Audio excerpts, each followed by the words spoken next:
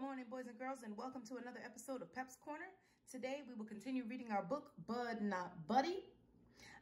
We will continue also reading chapter 19. We're starting at part 3 of chapter 19. And our focus and purpose for reading is posted on the screen. So make sure you have your book in hand and are actively reading and following along. Remember, boys and girls, to reread a second time. So you are coming to shared reading, fully prepared to engage in instruction. Let's begin. Page 224, top. Miss Thomas smiled at me, and I knew she was trying to say I was the word that my mama had sent to them. She said, "Wait here for a second, precious. I've got to go to my room for something." Miss Thomas was probably saying that as an excuse so she could go blow her nose and cry, but she came back in a flash. She was holding an iron picture frame and handed it to me. "This has been on my dressing table for 13 years.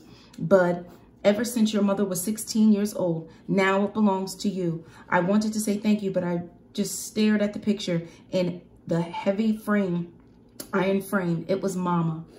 The picture only showed her head. All around the edges, it was smoky or foggy so that it looked like Mama's poked her head out of the cloud, and Mama was smiling. The soft smile she had given me when she got home from work.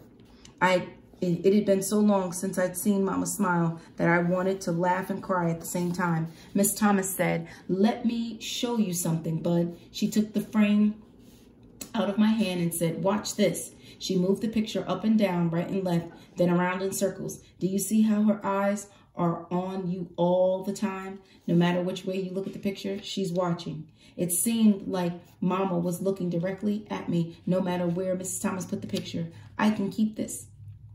I feel like I've been holding on to it until the rightful owner came along, and it looks to me like he's finally showed up. "What took you so long, child?" Miss Thomas patted me underneath my chin. She said, "But, Bud, we've got a problem, and I'm going to need your help with." "Uh-oh, you said you were 6 years old when your mother died." "Yes, ma'am." "Okay, so was that 4 years ago?" "Yes, ma'am." "You can remember how bad you felt when you first knew she was gone, can't you?" "Yes, ma'am," "'cause it still feels the same."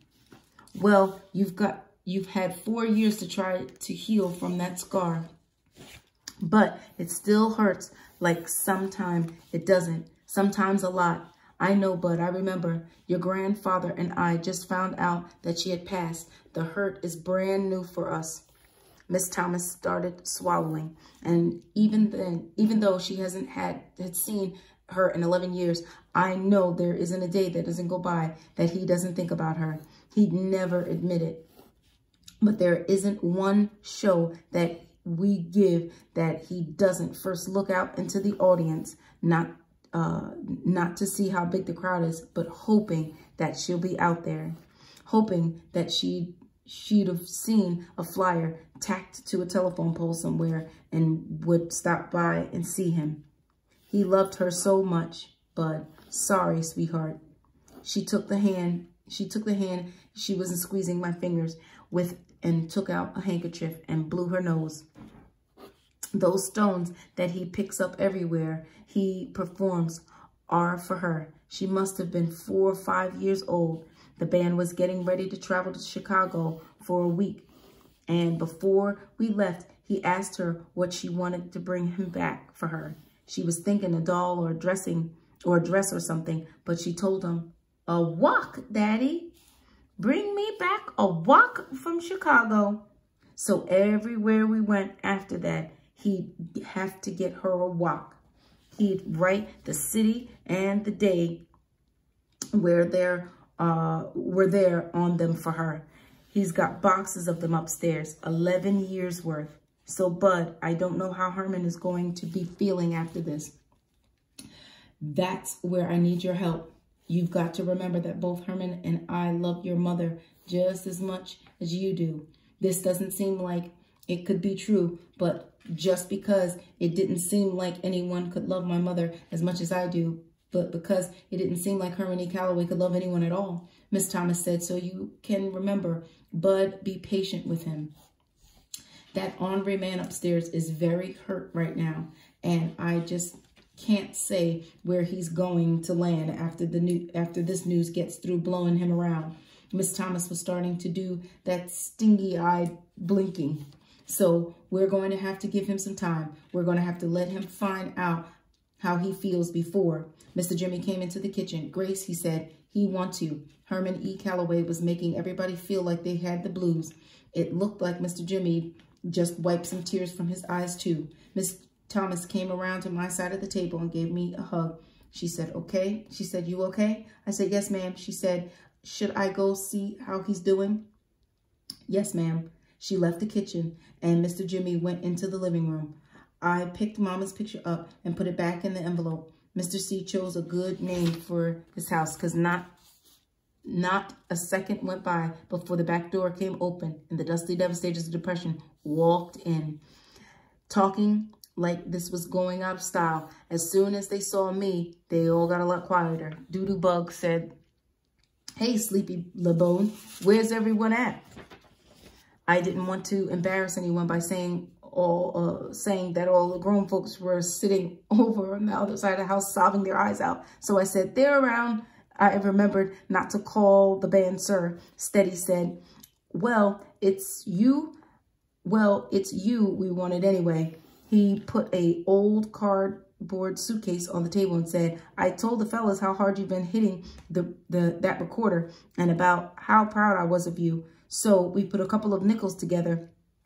He acted like he was yelling into the other room. And Lord knows, on the peanuts we got to have real sacrifice. He slapped some skin with dirty deeds, then started talking regular again. Anyway, the thugs saw something at the pawn shop and we picked it up for you. Can I open it? The thug said, well, if you don't, I don't know who will.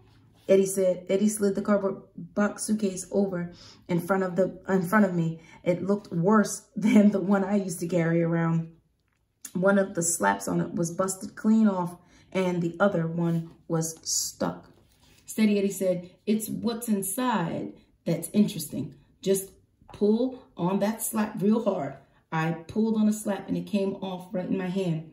That thug said, I knew it. The boy's just too country. He ain't used to handling fine merchandise.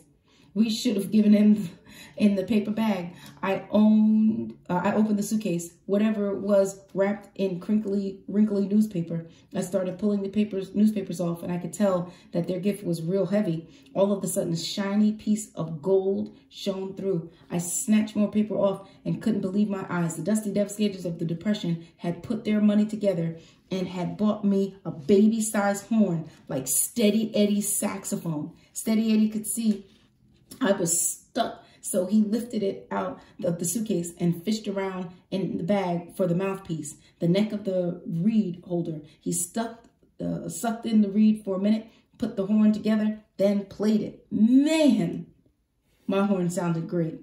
Eddie said, it's an alto, bud. There's a little rust in some of the seams, but that's to be expected with a horn this old. It's still got a good tone to it. This dent don't throw her off too much either. He showed me a big dent on the bottom of the part of my saxophone. I repatted, refelt it, and resprung it. The rest is up to you. He reached in his pocket and took out a can that said Brasso on the side. Get your rag and shine her up. A man should polish his own horn.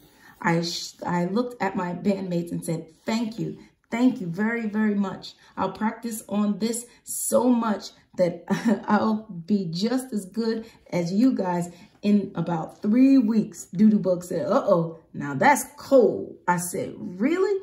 I will. The band laughed. So I did too.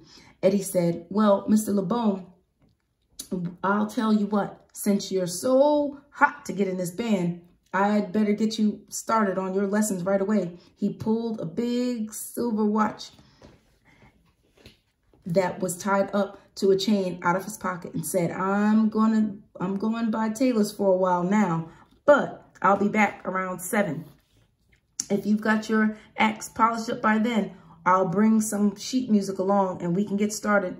Sounds good. His toothpick jumped around with each word. Sounds great, Steady. Eddie took off the strap of his neck and handed it to me. I put it on. Eddie handed me my saxophone for the first time. It was the perfect weight. I said, "Can I be excused?" Dirty Deed said, "What? You ain't gonna blow us some notes? We want to hear what you got, Mr. 3 weeks from now."